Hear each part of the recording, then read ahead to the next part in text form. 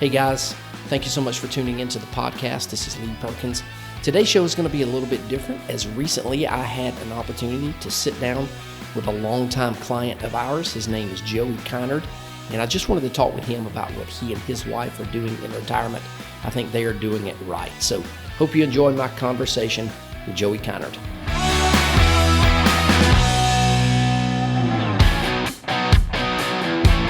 Welcome to the My Retirement Clarity Podcast, where our goal is simple, to help you close the gap between what you know and what you implement. The team at JL Perkins Wealth Management does this by helping good people make great decisions so they can enjoy an amazing retirement. And now, here's your host and financial advisor, Lee Perkins.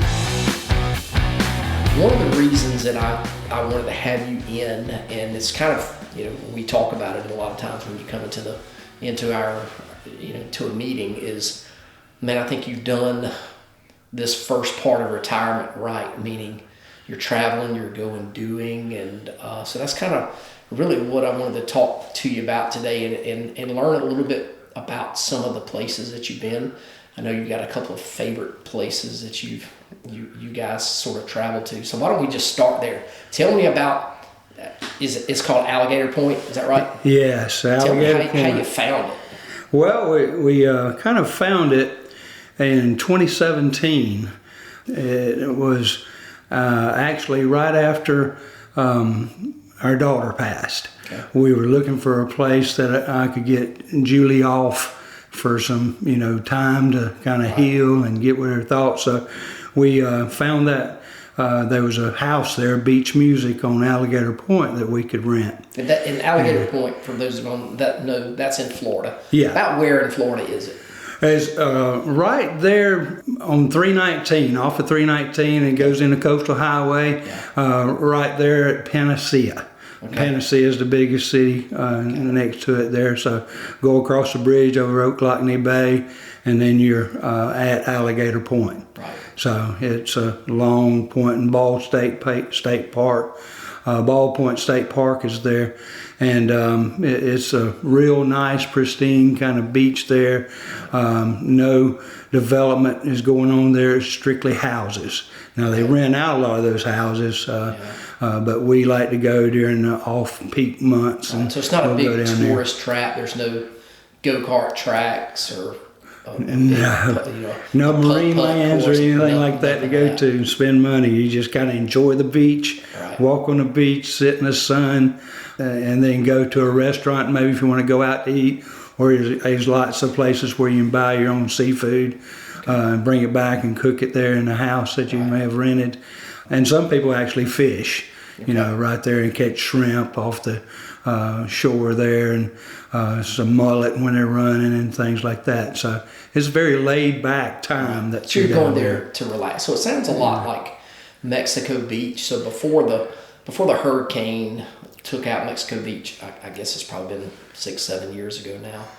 We have friends that had a condo there, and we went a couple of times with them, and it was great because there's not all of the distractions of everything, and sometimes the kids got a little bit restless because there wasn't a go-kart track, there wasn't a place where you not all the tourist traps, but after a couple of days they settled in and had a blast. Now we would, because of its proximity to Panama City, we would go there for one day, and I forget what it's called Pier Park, I guess, where the big development is. We would do that, but Mexico Beach sounds a little bit like Alligator Point there. Yeah, definitely more like Alligator Point than Mexico Beach is like Panama City. So the first time y'all went, did you rent a house, or did you go in an RV? We rented a house and rented it for a month. Okay. So that's what we did the first time. And we had been down to St. George Island in the RV and some things like that before, but when we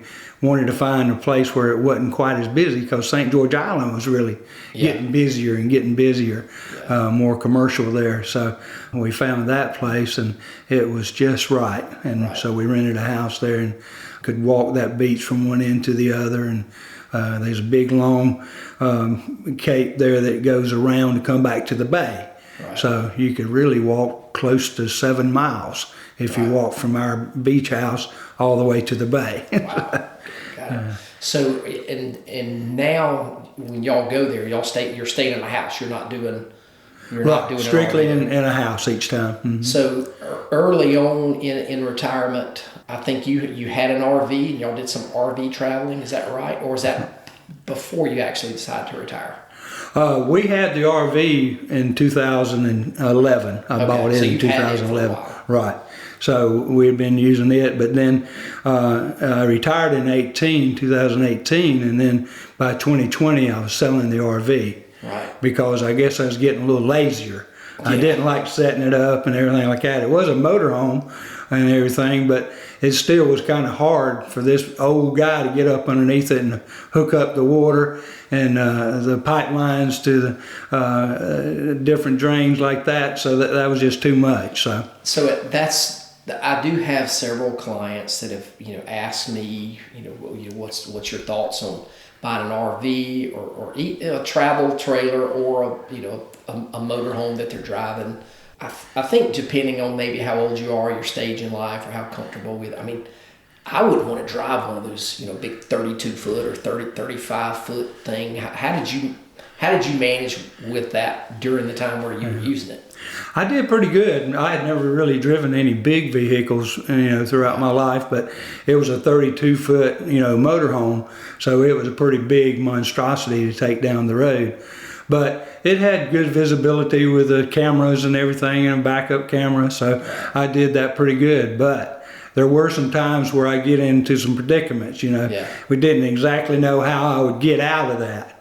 And one time when I was going down to Jekyll Island, I took it down for my wife to stay there while I was at a conference, and I had a flat tire on that thing, and that was a mess. That's not like changing a tire on a regular No, they tell you don't mess with it at all. Call for help. Yeah, so had to get somebody else to come out there and get that tire changed for me and everything. So I always, I've never driven one of those or pulled a travel trailer, but years ago, as people listen to the show know, my son used to shoot competitively, and so every year we would go to, I think it's called the Cardinal Center Campground, which is in Marengo, Ohio. It's the country's largest trap field. Now, we would shoot sporting clay, skeet, and trap, but it's about an 11-hour drive there, and a lot of the people on our team would carry they take their motorhomes or their pull-behinds.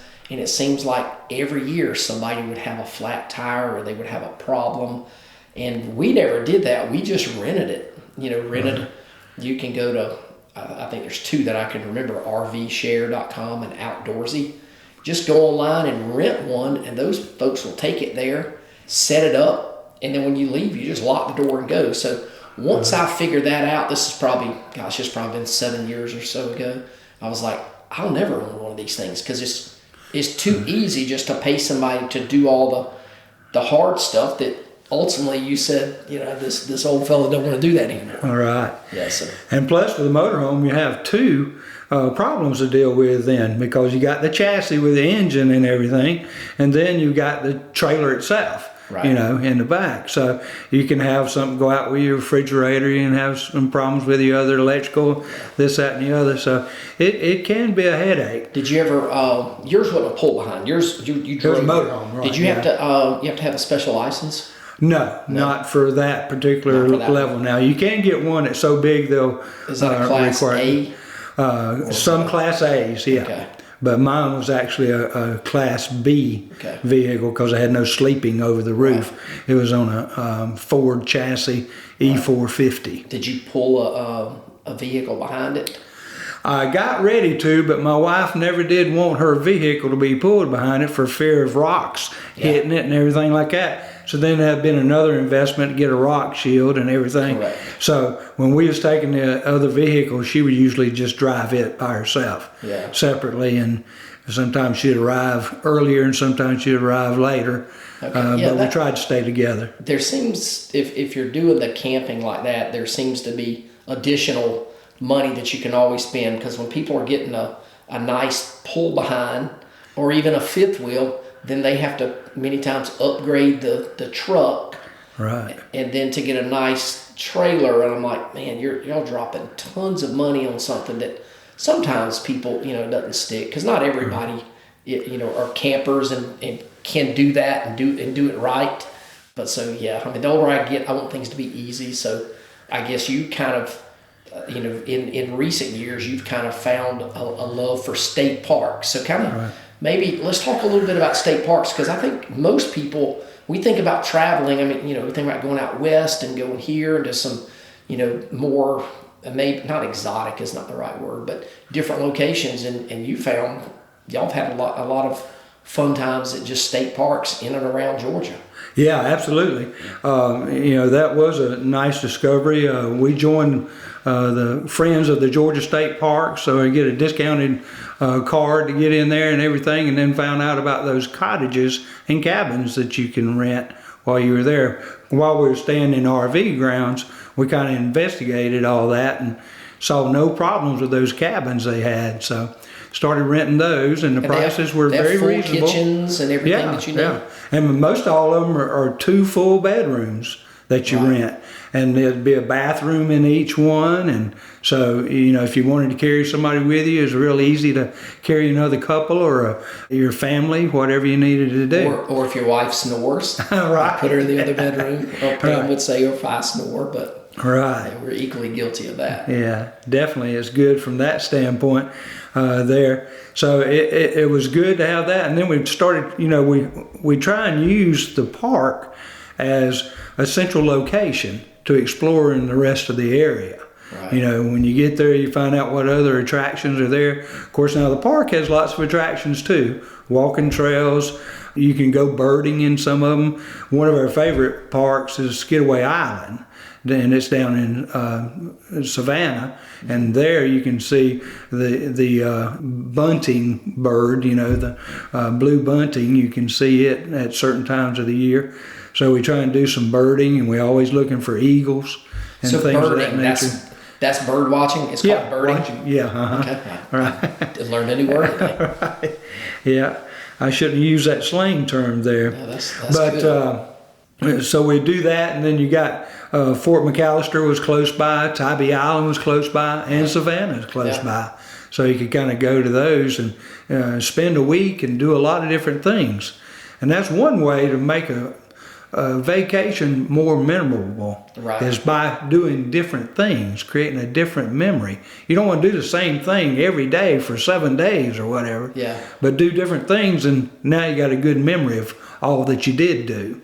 So we like doing that, so we'll go to different places. And we do the same thing when we go to Alligator Point. We've stayed down there as much as 2 months. And I got tired on that one, but my wife didn't get tired of the beach, but I was kind of ready to get home.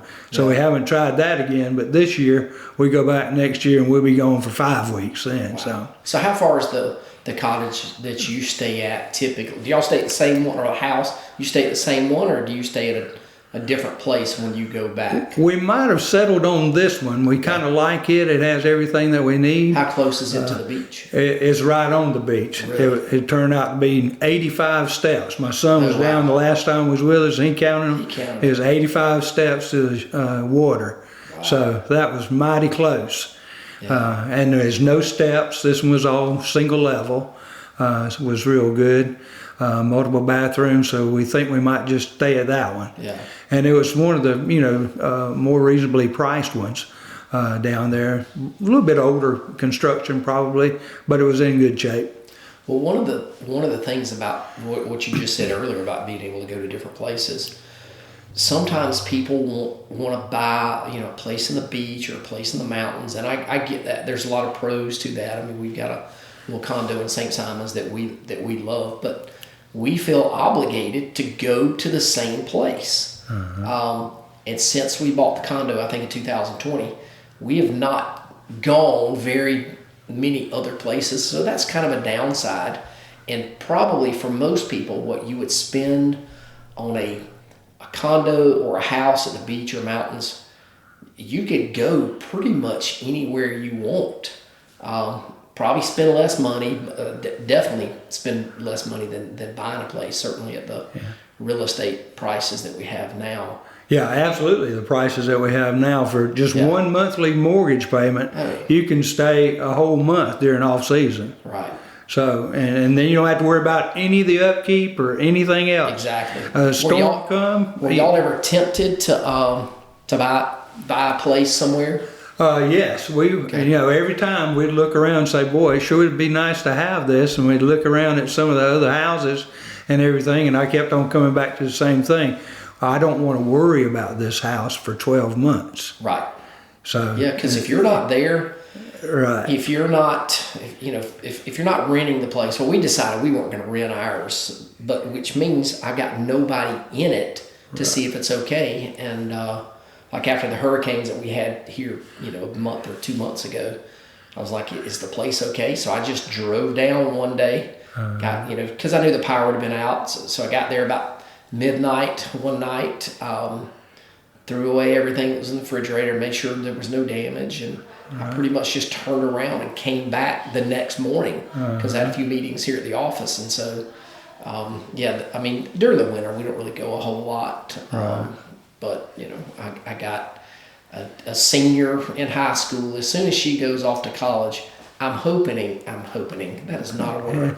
I'm hoping that that we're going to have some more open opportunities for Pam and I to do some traveling. Now, it's going to be a little bit difficult because she's more of a homebody. Right now she is, she's still working. She went back to work a few years ago, teaching at school, but I want to do some of the things that you've done and kind of go and I don't know that I could, at this point, be away for 5 weeks. I don't know if I've ever been away for 2 weeks. You said after one of the ones that you went to, you were tired, ready to come home. Yeah, when I tried to book it for 2 months, it was just like I was so worried about the home place. Yeah. Our son is around; he can stay and watch after it. But it seemed like a long time we'd been gone, and I still like my own bed and my own house there, and kind of gotten a little tired of the sand and the waves there. So I was ready to get back to some good old, Georgia grass and maybe a little bit of heat or a little bit warmer, whatever, some change of pace. Well, I always wondered, this was before, I don't know, probably 10 or 15 years ago, we would go to Gulf Shores with a couple friend of ours, and we just had a blast. But I would go, for 7 days at a time and just look around, and it was awesome. But I would be like, what are the people that live at the beach? What do they do for vacation? I mean, they're not going to the beach because they are there. So I don't know. I guess you sort of figure that out. The ones we talked to that happen to be lifers down there at Alligator Point, a lot of them have a house in the mountains that is their second home, so they'll kind of go vacation in the mountains. Is what a lot of them do. And one thing about being on the beach, you don't have any problems getting somebody to come see you. True. If you'll tell them that you'll have them, they'll come down and see you.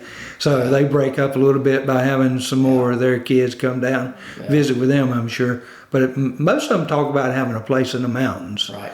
How different is vacation now versus vacation when you were still working? Like for me, if I vacation now, I have a tough time disconnecting from the office and things that are going here. Was that you, or are you one of the people that couldn't disconnect because you were in IT and I've talked with people that worked where you did and they would go on vacation and have to carry a beeper. Right. There was one guy that said I took a beeper on vacation for me for 20 years. Yeah, it used to be the beeper was a thing, but it got to the point that email followed you around, laptops, you crank that up. So vacations did change. I'd go down to St. George. I said we went there before, so we'd go down there and I'd have conference calls while I was on vacation. I'd have to negotiate with a vendor. I'd have to deal with a problem. It was very hard to disconnect. A lot of times my wife would just kind of say, well, we'll see you later, and just left me at the house. It was a nice place to sit and have a conference call. I could look out at the beach and everything. That'd be a nice full-time office. Right. Everybody was kind of jealous of my surroundings while we was talking, but it still was difficult to disconnect. I've been a lot more disconnected since retirement, and glad I did retire. Yeah. I've told Pam this summer, because Channing, our daughter, is a senior in high school, and Walker is in, he's in his third year of college. And, who knows, he might be married in a year and a half or so. I want this summer, I want to go out west. I want to do Yellowstone. I'd like to do about a 2 or 3 week trip. I don't know how much luck I'm going to have getting Pam away for that amount of time. She said she's open to it as long as I plan it and book it. But, I've got a couple of clients who have done that kind of trip, an out west trip, and have done it well. Have y'all done that? No, that is one of our things we'd like to do on the bucket list, is go to Yellowstone. Yeah. I think you could probably spend a month out there, just getting there and then getting back. There's so many other things you can see along the way. Yeah, I think if you do Mount the trip Rushmore, right, ride out there and plan it. My family has not had, to this point, just because we've never done a trip that way. We've never planned a trip where we're going to drive 4 hours and then see this, and we're going to drive 2 more hours and see this. If we're driving somewhere, we're going to drive right to what the end destination is, rather than enjoying the trip. Right. We're just getting there. So I guess the older I get, the more intrigued I am by that. I think a travel agent's a good thing to use too on that. Yeah. Go ahead and spend the money, and they know where you need to go and what sites are the best to see and when to see them. So that would be a good investment too. Yeah. Make your trip more effective with a travel agent. Yeah. What's the best trip y'all have ever been on? Or your favorite trip? I think it's down to Skidaway Island. It's going down there and being able to see so many different things. We was on the beach at Tybee Island there, and left there and went to Savannah and walked on River Street and went up the Savannah River a little bit and saw one of those great big old cargo ships come in. Huge. Yeah.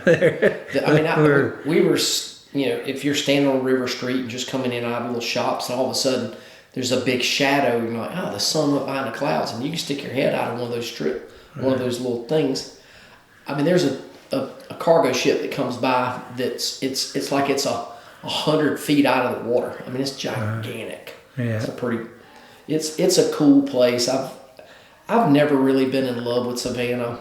As I get older, I am intrigued by it, probably because I'm a foodie.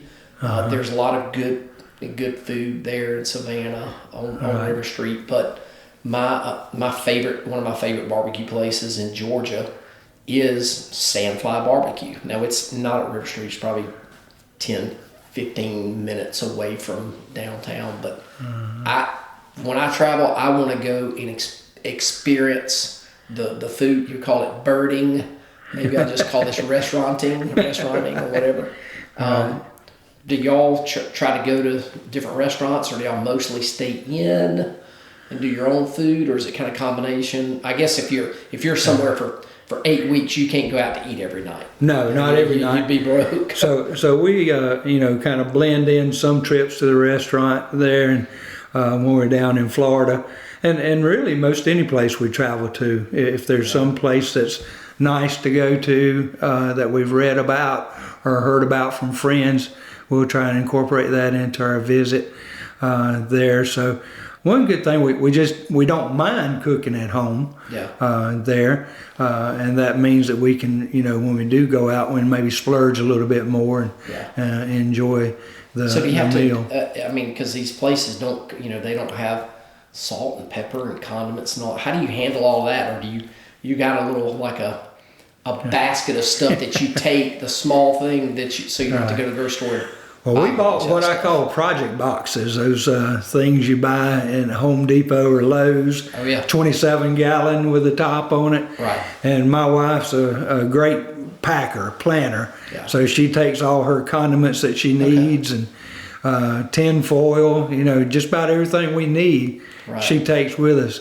And we'll usually have food for the first night, and then we'll go to one of the grocery stores close by where we stay in and get food that we might need for the week, or maybe 2 weeks. Just depends on how much we want to go ahead and buy and put in the refrigerator Gotcha. at the time. And then we used to go heavy seafood when we're down in Florida. And then if we're going to one of the parks, it'll kind of depend on where we're at. Right. If we're up in North Georgia, Vogel State Park or something like that, we might go and get a different fare than what we would get if we was going over to Cloudland Canyon or something like that. Hey folks, Lee Perkins here. I wanted to tell you about our brand new book called Next Phase, How to Retire in a Year or Less Without Regrets. It's all about helping you prepare for the next phase of your life, whatever that looks like for you. So, if you're ready to make the most of your next phase, or if you're already retired and aren't sure you're doing all you can to get the most out of your retirement, then you'll want a copy of this book. All you have to do is text Next Phase to 478-475-2050 and we'll send you a copy right away. You can also access additional resources and register for one of our upcoming workshops at our website, www.myretirementclarity.com. Thanks for listening. Now back to the show. How old were you when you retired? I would have been fixing to turn 63. And you are, how old are you right now? 69. Okay. So you and I have talked about this idea of the go-go years, the slow-go years, and the no-go years. So I always typically say the go-go years are sort of the mid to late 50s, whenever somebody decides to retire, to the late 60s, maybe early 70s, kind of depending on the person. How much longer do you think you guys will keep going sort of at this pace? It's funny you mentioned that. My wife Julie asked me about that, and she asked me how long I'd keep on traveling. I said, I guess I'd go till I'm 70. Well, at that time, that just left about 2.5 years. Yeah. So Julie said, I just got 2.5 years. But it'll probably go further than that. Yeah. My health has been good. I retired, and then in 23, I had AFib, atrial fibrillation. Right. So thank goodness I'd retired and got out there and worked on my health a little bit. Was able to make it through that AFib event and have been doing good since then. So I think we're going to continue to do this probably maybe to mid 70s or early 70s for sure, maybe about 72. Yeah. Go to different places. Being in good health is what can help you continue to do that. And probably, when you were 63 or so, 70 seemed way off and probably seemed like, man, I want to be old by the time I'm 70. But the closer you get to a milestone like that, it doesn't seem that old again, either. So, I know early on, or a while, probably soon after retirement, you got into a habit of walking and doing some exercising. You lost a lot of weight. What was behind you wanting to maybe get in a little bit better health?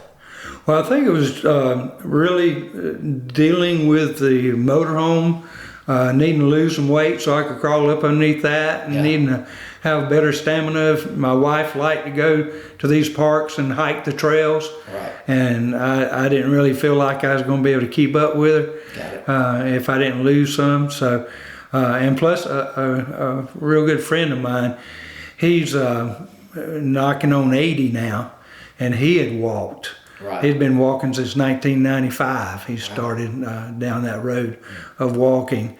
And, he's endured an awful lot. Yeah. That walking has helped him to endure. Yeah. So that are you walking every day? Every day, 3 miles. And do y'all walk, you and Julie walk together? Well, she walks double that, really? 6 to 7 miles. Okay, wow. So we don't walk together, but part of it, if at all. Now I kind of go out at a different time than what she does. Right. We just walk right there at the house normally. It makes it easy to get there. Routine. Yeah, right. So I'll get out there and I got one path I take, and 3 of those laps, that's 3 miles. That's 3 miles, yeah. Each lap's about a mile. So maybe about 3 months ago, I started doing some walking. I told them here at the office I'm not going to come in till mid-morning, and I was going to get up and walk, and I can walk out of our driveway to basically to the stop sign at our neighborhood, and from there to there it's 1.5 miles. So I can go there, touch that stop sign, come back, and that's a 3-mile walk. And boy, it sure does feel good when you're doing it. I have not, since it started getting cold, I've not done that. Right. I've bought a piece of exercise equipment. It's called a tonal. It's basically a really expensive piece of equipment you hang on the wall, but it'll do everything in the world. Haven't used that the way that I need to, but it's all about getting to a routine and sort of making it a habit. Right. So usually every day by 7:30 or 8 a.m. I'm out there walking. Yeah. Do you do that while you're on vacation or not? Do you still call it vacation in retirement when you go somewhere? Because retirement kind of really is a vacation. It's kind of is a vacation. Yeah. What do you call it? Where every day is a vacation, you still have a vacation. Still have a vacation. Because it's a different location. Correct. Yeah. Right. So since we go somewhere different, it's a vacation that we may take at a park or down there on the beach. Yeah. So it's definitely a vacation, and we try and make it special. Right. So you mentioned earlier in the podcast, and we hadn't even prepped you on this, you mentioned losing your daughter, Jennifer, years ago. And I remember, when we were first having those conversations, a cool story that you told me, and I had heard it from somebody else, is one of the things that she did for people. Was it she was making some kind of... Making hats. She knitted hats for people. Hats for cancer patients. Okay. How did that come about? I thought that was a cool story. She got involved with one of the hospitals that, she would visit for her own care from different times. Right. And her grandmother was going through some treatment for cancer. So she kind of got connected there with a place that she could make those hats, toboggans, whatever, she would do them by hand. Right. I don't know if it's called crocheting or knitting or what it is, but she would whoop them out of there and make a bunch of them, and we'd take them down to the different cancer treatment centers or either to the hospital, because when your hair falls out, your head gets cold. Correct. So it's really nice, and then to be able to get that warm. So she did all that during her later years. Yeah, that's cool. I know she impacted and touched a lot of people, and I'd seen her on the sideline at a couple of FPD football games. I think been years ago, but it's pretty cool. So because I think you guys are living, you're living retirement to the best of your ability, not sitting at home doing anything, because you understand, and you come to a realization your time is the most valuable resource that you've had. So make the best of it. Make the most of it. Exactly. The time is the most valuable commodity I got. Yeah. A lot more valuable than any money. Yeah. That absolutely. I've got, so. I always tell people money is the most easily replaceable thing that there is. I know it's a little bit different in retirement when you're not working, but some of these people that are come to me, maybe they're a year from retiring, and they're like, man, I just want to work another 2 years. They got $2 million and they want to put another $30,000 in their retirement account. I'm like, why?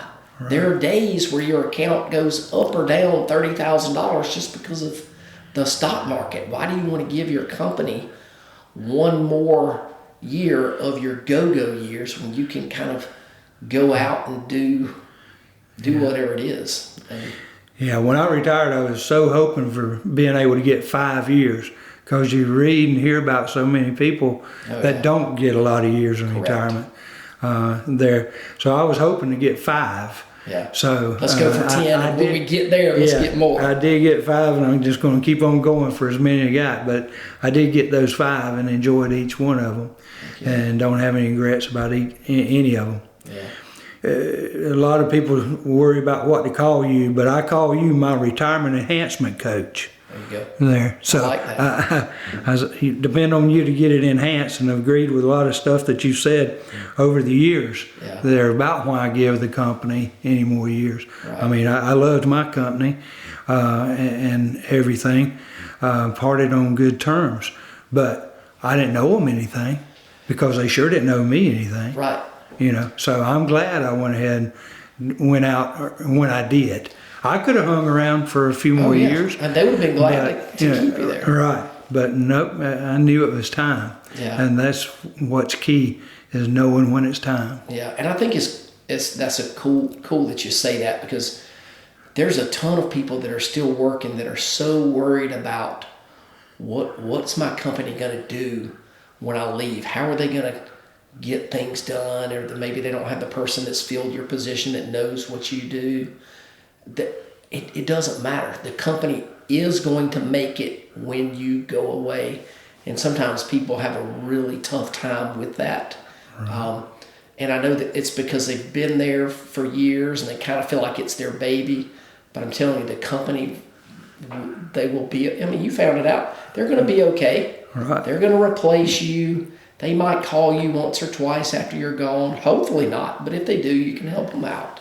Yeah. But yeah, I just try to encourage people all the time. 2 of my encouragements: don't give your company more years than you need to give them. And then once you do retire, don't be scared to spend your money, because most people, you know, they retire. The number one concern when somebody retires is what? Am I going to run out of money, right? That's what everybody says. Most people, you wake up 5 years, 7 years, 10 years from your retirement date, you've been taking money out of your accounts, and you still got the same amount of money that you did when you retired, or sometimes more. Right. But people can't quite see that right when they retire. Right. And you know, that's, I mean, you had the same concerns too, really. Oh yes, definitely had lots of those same concerns. But you know, and using your guidance and leadership and everything, I was able to come to terms with it. You know, to know that I am in good shape. Yeah. You know, I can do this, and all the prep work that I did to find out exactly how much did I spend. How much did I need? That's an eye-opening exercise, isn't it? Yes, it is. and because you guys, I mean, y'all have, you know, y'all are pretty in tune to your finances as far as your monthly expenses. I mean, you found out some things by going through the exercise, but man, there's a bunch of people when they come in, they don't have a clue. Right. They couldn't tell me if they're spending $3,000 a month or $8,000 a month, and that's a pretty big gap. Yeah. In what you think's going on and what's really going on. But so, you know, I think that's as important of a number as you to know is how much you're spending, because that way we can, you know, then we can look at everything and fill the gap. Right. Like you say, you know, it's not, you know, how much money will it take for you to retire? How much money are you spending? Right. You know, that lets you know how much money it's going to take, because there's no number that you can give to everybody, because it depends on how much they spend. Yeah. If I had $1 for every time somebody asked me, hey, is $1 million enough? I'd have a lot of $1 bills, because people ask me that all the time. And, right. You know, my standard answer is, I've got people that have $1 million, $3 million, and they can't retire because they spend way that won't support their spending. But then I have some people that are retiring, they've got $300,000 or $400,000, $500,000. It's going to be plenty because they have things paid off.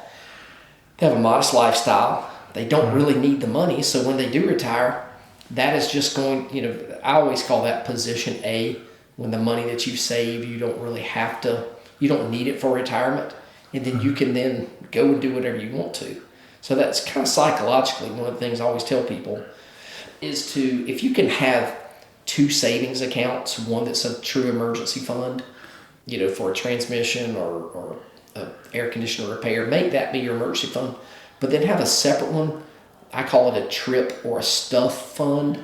That way, if you've got money in there and you consistently put money in there, you don't have to jump a psychological hurdle when your wife comes to you or your husband comes to you and says, hey, let's go to Hawaii. And you're like, go to Hawaii, it's going to cost $10,000.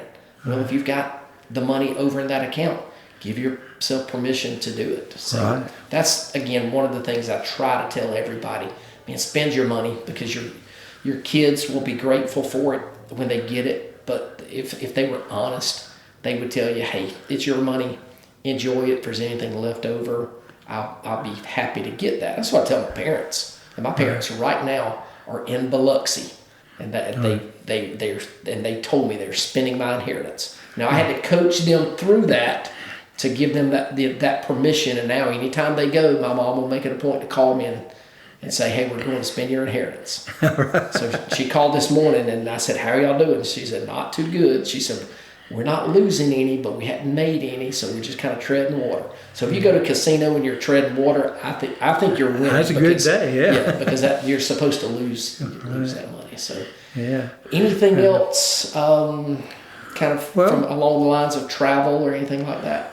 I would recommend, creating some themes like we did. This year we had festivals and the certified farm markets as our theme. That's right. I remember we went around. So tell me what a certified farm market. Yeah. Tell me what that is. Well, Georgia Farm Bureau has a program where it goes to these companies that produce produce and allow them to certify that their products are, farm grown, and have a lot of high integrity that way.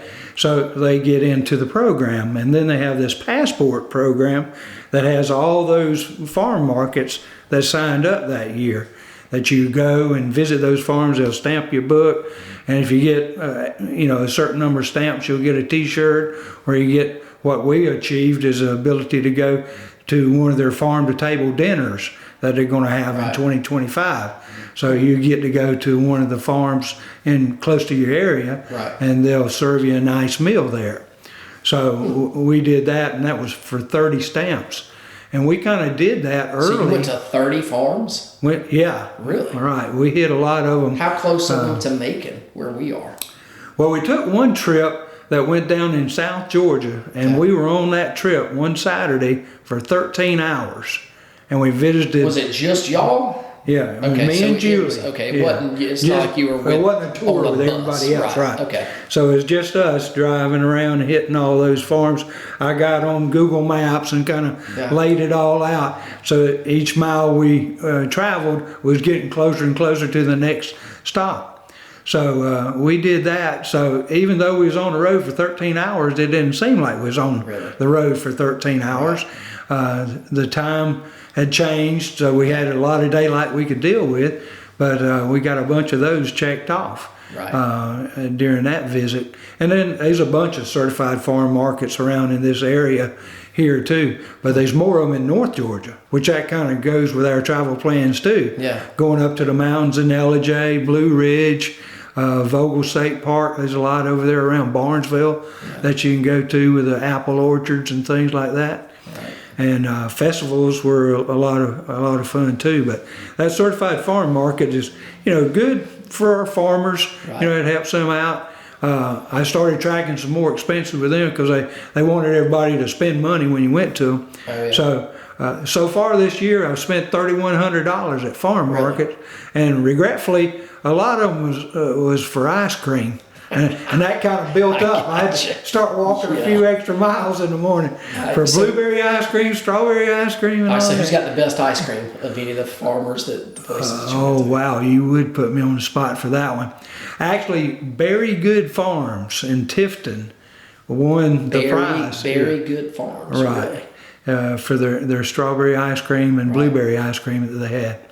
Now, Alma has some really good blueberry ice cream at the Blueberry Ladies business that's over there too. But they didn't have as many choices for us to go with. But we kind of like that one at Very Good Farms in Tifton. I don't know if I could talk Pam on doing a 13-hour road day trip to see farms. But if I told her that we were doing an ice cream tour, I might can do that. That'd be a good way to frame it there as an ice cream tour, because during the early spring, that's what you're going to get, strawberry ice cream, and then by May when the blueberry come in, you'd have that. So we would hit all the berries pretty much, and then we had the peach festival down in Byron, so that's a couple of more places you can get some checks there. Yeah. Peanut Festival, Watermelon Festival. So did y'all go to is it the Strawberry Festival that's in Reynolds? Reynolds, yeah, we went over there to that one. I did a road race there it's been probably 15 years ago. Buddy of mine and I went over there and did a road race there at 7 in the morning, came back where the finish line, there was a Strawberry Festival. Somehow we didn't know that was going on, but it was it was pretty cool. I had a pretty big crowd. Yeah. Matter of fact, in Panacea this year, we went to the Blue Crab Festival while we was down there, and that place was so crowded we couldn't even find a parking space on that Saturday. I didn't even know there was that many folks in Florida on that winter weekend. We were there.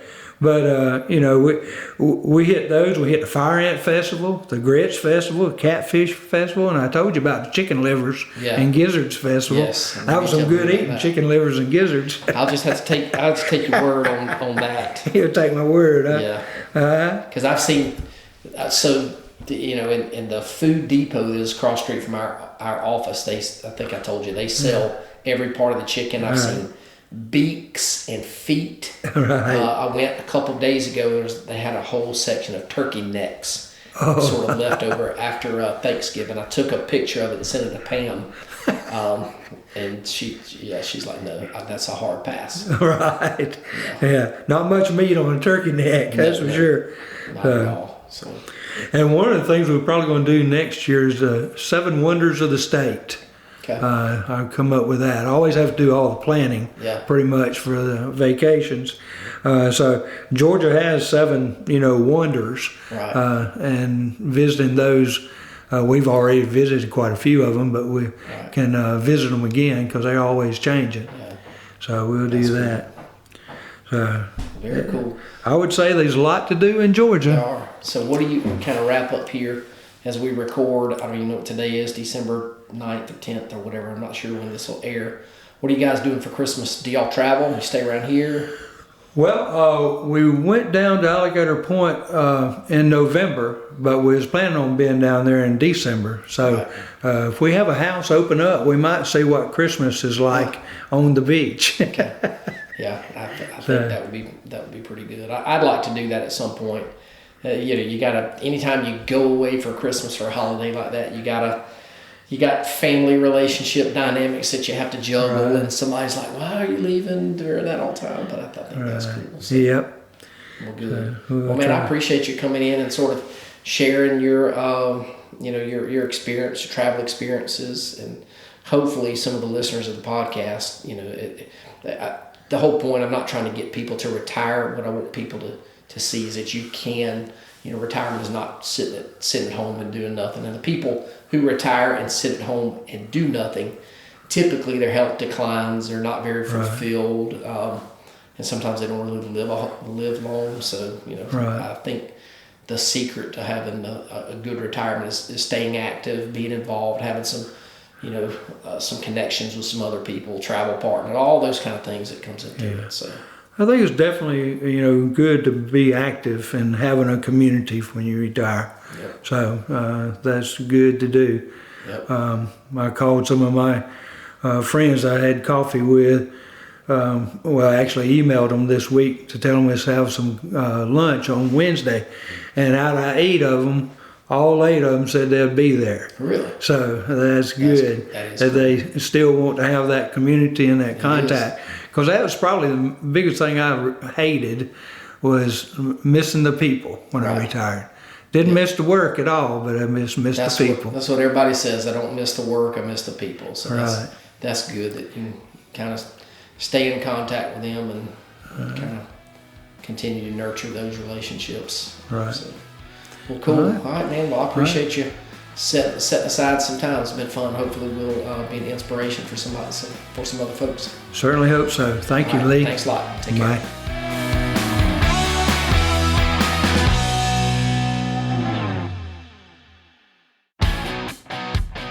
Hey there, Lee Perkins here. If you're like a lot of folks, you've been listening to this podcast for a long time now. But I've got an important question for you.